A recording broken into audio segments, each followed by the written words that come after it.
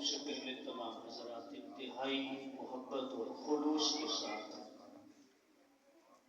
آہستہ آواز میں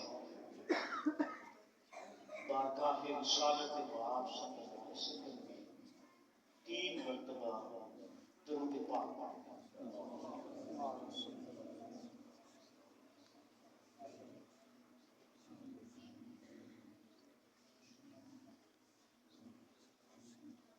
بسم اللہ الرحمن الرحیم الحمد للہ رب العالمین والصلاة والسلام علی سید الانبیاء والمرسلین وعلی آلہ واصحابہ اجمعین اما بعد فاعوذ باللہ السمیع العلیم من الشیطان الرجیم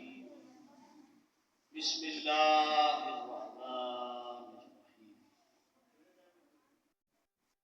ان هذا القرآن يهدي للتي هي اقوم صدق اللہ مولانا العظیم۔ اللہ تعالیٰ کی بے حد حمد و ثنا حضور نبی اکرم صلی اللہ علیہ وسلم کی ذات اقدس پر بے شمار درود و سلام کے بعد انتہائی عزت اور تکریم کے لائق اس مسجد کے خطیب اعلیٰ خطیب اعظم پیکر اخلاص اور محبت ہم سب کے رہنما بھائی حضرت علامہ مولانا قاری نصیر احمد صاحب دامت برکاتہ العالیہ، نائب امام قاری قرآن قاری محمد نعمان صاحب مزید مجدود، نعت خوان حضرات، بالخصوص اسلام آباد منڈی کی سرزمین کے مشہور اور معروف نعت خوان پرسوز آواز کے مالک برادر مکرم قاری نسرین نعیمی صاحب، دیگر حفاظ کرام، قاری حضرات، علماء کرام، نعت خوان حضرات، مسجد انتظامیہ، اہلیان محلہ، دور و نزدیک سے تشریف لائے ہوئے معزز حاضرین اور سامعین، اللہ تعالیٰ کا احسان اور اس کا شکر ہے کہ ہم اللہ کے گھر میں ختم قرآن تراویح کی شکل میں تکمیل قرآن کی اس پاکیزہ مجلس میں دعائیہ تقریب میں سانس لینے کی سعادت حاصل کر رہے ہیں۔ اللہ تعالیٰ سے دعا ہے کہ پروردگار ہم سب کا یہاں آنا اپنی بارگاہ میں قبول اور منظور فرمائے۔ دل کی اتھاہ گہرائیوں سے مبارکباد پیش کرتا ہوں قبلہ قاری نصیر احمد صاحب کو، جو سال ہا سال کی مدت سے اس مسجد کی خدمت اور دینی فریضہ سر انجام دے رہے ہیں، مصلح امامت و خطابت پر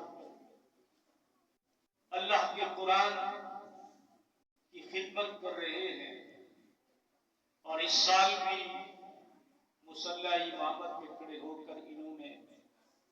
قرآن مجید سنایا ہے اور سنا ہے۔ اللہ تعالیٰ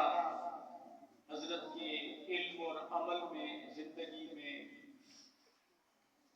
خیر و برکات عطا فرمائے، اور آپ حضرات نے سال کے بعد تراویح کی شکل میں قرآن مجید مکمل سنا ہے۔ اللہ تعالیٰ سب سننے والوں کو، پڑھنے والوں کو اس کا بہتر اجر عطا فرمائے۔ مسجد انتظامیہ کے دوست مبارکباد کے مستحق ہیں، کہ اللہ کے گھر کو بنانے میں، سجانے میں، تعمیر میں، ترقی میں، آبادکاری میں حضرت کا ساتھ دے رہے ہیں، اور خود قبلہ بے لوث شخصیت ہے، مخلص ترین انسان ہے، توکل علی اللہ پہ رہنے والے عظیم آدمی ہیں۔ اللہ کا کرم ہے کہ ان کے وجود سے آپ کی مسجد آباد ہے۔ جس نے بھی اس مسجد کی آبادکاری میں، تعمیر میں، اس مسجد کی بہتری بھلائی میں، دین کی قدردانی میں، اشاعت میں معاونت کی ہے، اللہ تعالیٰ سب کو اس کا دنیا میں بھی اور آخرت میں بھی صلہ عطا فرمائے۔ حاضرین محترم، قرآن مجید کے ختم کی مجلس میں نزول قرآن کا عشرہ ہے، نزول قرآن کا مہینہ ہے۔ اس مختصر سی محفل میں قرآن مجید جو آپ نے پڑھا ہے، سنا ہے، اللہ کا جو کلام ہمارے پاس ہے، اس کی تعلیمات کا خلاصہ، سمری، اس کے مضامین، موضوعات کو آپ کے سامنے رکھ دیتا ہوں، جو اللہ نے میرے اور آپ کے لیے ہدایت کا باعث بنا کر یہ قرآن نازل کیا ہے۔ قرآن مجید کے چند بنیادی حقوق آپ کے سامنے رکھنا چاہوں گا، اور آخر میں پھر جو پورا معاشرہ ہے اور ہماری صورتحال ہے، اس کو آپ کے سامنے رکھ دیتا ہوں تاکہ ہمیں احساس ہو کہ ہم کس حد تک قرآن پہ عمل کر رہے ہیں، اور قرآن سے دوری کی وجہ سے اللہ کی ناراضگی کی وجوہات کیا ہیں جس سے ہم گزر رہے ہیں۔ میں کوئی سورہ طرزے لگانے والا بندہ نہیں ہوں، کئی بار پہلے بھی آپ کے ہاں گفتگو میں کر چکا ہوں کہ بلا مجھے سال ہر سال سے جانتے ہیں، پڑھنے پڑھانے والے ہم لوگ ہیں، کوئی میں شعر و شاعری بھی نہیں کر سکتا، گانوں پہ کوئی ہاتھ رکھ کے آپ کو میں میاں صاحب کے شعر بھی نہیں سناؤں گا۔ جو قرآن آپ نے پڑھا ہے، جو سنا ہے، جو قرآن ہمارے ہاتھوں میں ہے، اس میں تعلیمات کیا ہے، اس میں اللہ تعالیٰ کے احکام کیا ہے، وہ آپ کے سامنے پیش کرنا چاہوں گا، ایک سمری کی شکل میں، خلاصے کی صورت میں۔ قرآن مجید اللہ نے ہماری رہنمائی اور ہدایت کے لیے بھیجا ہے۔ اس قرآن میں اللہ نے زندگی کے تمام شعبوں میں ہماری رہنمائی کی ہے، چاہے اس کا تعلق ایمان اور عقیدے سے ہو، چاہے اس کا تعلق عبادات سے ہو، چاہے اس کا تعلق اخلاقیات سے ہو، چاہے اس کا تعلق معاملات سے ہو، چاہے اس کا تعلق حقوق و فرائض سے ہو، چاہے اس کا تعلق معاشیات سے ہو، چاہے اس کا تعلق ہیومن رائٹ سے ہو، چاہے اس کا تعلق تعلیم اور تعلم سے ہو، چاہے اس کا تعلق سیاست سے ہو، چاہے اس کا تعلق معاشرت سے ہو،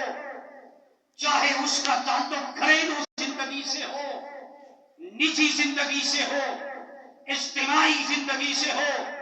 انفرادی زندگی سے ہو، چاہے آج سے پہلے صدیوں پہلے جو قومیں گزر گئی ہیں ان کے عروج سے اس کا تعلق ہو، یا ان کے زوال سے اس کا تعلق ہو، اس قرآن میں نبیوں کی داستان بھی ہے، اس قرآن میں انبیاء کی سیرت اور کردار بھی ہے، اس قرآن میں اللہ جل مجدہ نے کائنات کے سارے علوم کو، کائنات کی ساری تعلیمات کو اس قرآن میں جمع کر کے ہمارے نبی کی ذات پہ اتار دیا ہے۔ حضور کے صدقے یہ قرآن ہمیں نصیب ہوا ہے۔ تاجدار کائنات نہ آتے، یہ قرآن امت کو نصیب نہ ہوتا. یہ امت خوش نصیب ہے کہ کسی قوم کو تراوی کی شکل میں ان کی کتاب پڑھنے کا حکم نہیں تھا. ہم پر کرم ہے کہ حضور کی ذات سے لے کر آج تک اور قیامت تک اللہ کا قرآن تراوی میں بھی ہم پڑھ رہے ہیں, 5 وقت کی نماز میں بھی پڑھ رہے ہیں, جمعے میں بھی پڑھ رہے ہیں, عیدین میں بھی پڑھ رہے ہیں, گھروں میں بھی پڑھ رہے ہیں, تعلیمی سلیبس میں بھی ہم اس کو اجاگر کر رہے ہیں. ضرورت اس امر کی ہے کہ اس قرآن پر ایمان کو مضبوط رکھا جائے. ضرورت اس بات کی ہے کہ اللہ کے قرآن کی تلاوت کثرت سے کی جائے. ضرورت اس بات کی ہے کہ قرآن مجید کو سنا جائے, قرآن مجید کو سمجھا جائے, قرآن مجید پہ عمل کیا جائے, قرآن مجید کی تعلیمات کو امت تک, عوام تک پہنچایا جائے اور معاشرے اور سوسائٹی میں قرآن کے احکام کے مطابق فیصلے کیے جائیں. حاضرین محترم, اس قرآن میں اللہ نے ہمارے ایمان کو, ہمارے عقیدے کو مضبوط کرنے کے لیے صحیح عقائد قرآنی کو بیان کیا ہے. عقائد کی دنیا میں عقیدہ توحید قرآن کا موضوع ہے, عقیدہ الوہیت قرآن کا موضوع ہے, عقیدہ خالقیت قرآن کا موضوع ہے, عقیدہ ربوبیت قرآن کا موضوع ہے, اللہ کی ذات, اللہ کی صفات قرآن کا موضوع ہے. اس قرآن میں رب سے تعلق کی مضبوطی کے لیے, رب کی معرفت کے لیے, رب کی بندگی کا تعلق, رب کی ذات سے اپنا ایمانی تعلق, روحانی تعلق مضبوط کرنے کے لیے اللہ نے قرآن میں عقیدہ توحید کو جا بجا کھول کھول کے بیان کیا ہے تاکہ امت کا ٹوٹا ہوا تعلق خدا کی ذات سے جڑ جائے, امت کا کمزور ایمان اللہ کی ذات پر مضبوط ہو جائے. قرآن مجید میں پھر عقیدہ رسالت ہے. حضرت آدم علیہ السلام سے لے کر حضور علیہ السلام کی ذات تک جتنے پیغمبر آئے ہیں, رسول آئے ہیں, اللہ نے قرآن میں نبیوں کے مقام کو بیان کیا ہے, ان کی عظمت کو بیان کیا ہے, نبیوں کی شانوں کو بیان کیا ہے, ان کی رسالت اور نبوت کو بیان کیا ہے, انبیاء کے مقام اور مرتبے کو بیان کیا ہے کہ وہ تھے تو بظاہر انسانوں میں سے, لیکن کوئی انسان نبی جیسا نہیں ہے. اللہ نے اس قرآن میں نبیوں کے معجزات بھی بیان کیے ہیں, نبیوں کا کردار بھی بیان کیا ہے, نبیوں کی تعلیمات بھی بیان کی ہے,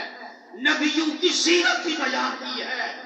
تاکہ امت کا تعلق رسالت مضبوط ہو جائے. عقائد کی دنیا میں پھر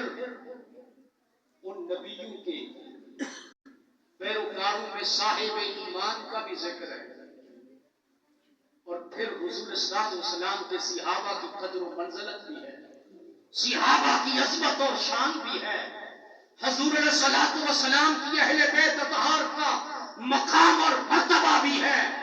حضور کی امت کے اولیاء کی شان بھی ہے, سابقہ نبیوں کے ولیوں کے تذکرے بھی ہے, اولیاء کا اور انبیاء کے پیروکاروں کا تذکرہ اس قرآن میں ہے. میرے رسول کی امت کے شریعت کے علماء کا مقام بھی اس قرآن کا موضوع ہے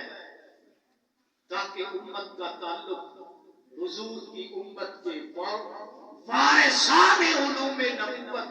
علماء سے بھی تعلق مضبوط ہو, اولیاء سے بھی تعلق مضبوط ہو, صحابہ سے بھی تعلق مضبوط ہو, اہل بیت نبی سے بھی تعلق مضبوط ہو, اور رب کے رسالت بھی ہمارا مضبوط ہو جائے. قرآن مجید کے موضوعات میں پھر عقیدہ آخرت کو قرآن نے کھول کھول کے بیان کیا ہے۔ عقیدہ آخرت میں جنت کا ذکر بھی ہے، انعام کے طور پر، نیکوکاروں کے لیے جزا کے طور پر رب نے جو انعام رکھا ہے، دائمی زندگی رکھی ہے، راحت رکھی ہے، سکون رکھا ہے، عزت رکھی ہے، پرماننٹ لائف رکھی ہے، جوانی رکھی ہے، اور رہتی دنیا کیا ہمیشہ کے لیے جو مقام اور مرتبہ ہمیں ملنے والا ہے، اہل ایمان کو اللہ نے جو انعام دینا ہے، جس مقام پہ آخرت میں رکھنا ہے، اس جنت کے مناظر کا بھی ذکر ہے، اس جنت کی نعمتوں کا بھی ذکر ہے، اس جنت کے نظاروں کا بھی ذکر ہے۔ پھر نافرمانوں کے لیے، رب رسول کے باغیوں کے لیے، کفار اور مشرکین اور منافقین کے لیے، اور برے اعمال کرنے والوں کے لیے جو سزا کے طور پر اللہ نے جہنم رکھی ہے، اس کا عذاب رکھا ہے۔ عقیدہ آخرت میں اس جہنم کا بھی ذکر ہے، ان جہنمی اعمال کا بھی ذکر ہے، میزان کا بھی عمل ہے کہ جو کچھ میں اور آپ کر رہے ہیں، قیامت کے دن اللہ کی عدالت برپا ہوگی، ترازو لگا ہوگا، ایک پلڑے میں نیکیاں رکھی جائیں گی، ایک پلڑے میں برائیاں رکھی جائیں گی۔ اس میزان عمل کا تصور بھی قرآن کا موضوع ہے۔ اور پھر اس قرآن میں عذاب قبر پر بھی قرآن کی 5 آیات بھی ہیں۔ قبر کی زندگی، اس کے احوال کا بھی تذکرہ ہے، موت کا بھی تذکرہ ہے، اس دنیا کے بعد ایک اور دنیا ہے، ایک اور زندگی ہے، اس کا بھی ذکر ہے۔ اور پھر اس ورلڈ کے اینڈ ہونے کا ذکر بھی ہے کہ یہ دنیا کا نظام درہم برہم بھی ہونا ہے، اس نے ختم بھی ہونا ہے، یہ کائنات ختم بھی ہوگی، قیامت کا ذکر بھی اس قرآن کا موضوع ہے۔ حاضرین محترم، قرآن مجید میں عقائد اور ایمانیات کے بعد پھر عبادات میں نماز کے موضوع پر بھی قرآن کی آیات ہیں، زکوٰۃ کا موضوع بھی ہے، روزے کا موضوع بھی ہے، حج کا موضوع بھی ہے، انفاق فی سبیل اللہ کا موضوع بھی ہے، قربانی کا موضوع بھی ہے، تہجد کا موضوع بھی ہے، اللہ کے حضور سجدہ ریزی کرنے والوں کی فضیلت بھی ہے، راتوں کو رب کی بارگاہ میں رونے والوں کا تذکرہ بھی ہے، سحری کے ٹائم رب سے استغفار کرنے والوں کا ذکر بھی قرآن کا حصہ ہے۔ اس قرآن میں پھر اخلاقیات بھی ہے، اخلاقیات کے باب میں اس قرآن میں تقوی کا موضوع بھی ہے، عدل و انصاف کا موضوع بھی ہے، عفو و درگزر کا موضوع بھی ہے، عاجزی اور انکساری کا موضوع بھی ہے، شکر کا موضوع بھی ہے، ذکر کا موضوع بھی ہے، سخاوت کا موضوع بھی ہے، راہ خدا میں خرچ کرنے والے سخیوں کا موضوع بھی ہے۔ اس قرآن میں عاجزی اور انکساری کرنے والوں کا موضوع بھی ہے۔ اس قرآن میں اللہ نے پھر بد اخلاقی سے بھی روکا ہے، ظلم سے بھی روکا ہے، تکبر سے بھی روکا ہے، حسد سے بھی روکا ہے، غیبت سے بھی روکا ہے، چغلی سے بھی روکا ہے، ناشکری سے بھی روکا ہے، ظلم سے بھی روکا ہے، سنگ دلی سے بھی روکا ہے، قطع تعلقی سے بھی روکا ہے۔ اس قرآن کا موضوع اخلاقیات کے موضوع پر اگر کھنگال کھنگال کے دیکھیں تو یوں لگتا ہے کہ یہ اخلاقیات کی کتاب ہے، عبادات کے حوالے سے دیکھیں تو یوں لگتا ہے کہ روحانیات اور ذکر اذکار کی یہ کتاب ہے، عبادات کی یہ کتاب ہے۔ اس قرآن میں پھر تسبیح تحلیل کا موضوع بھی ہے،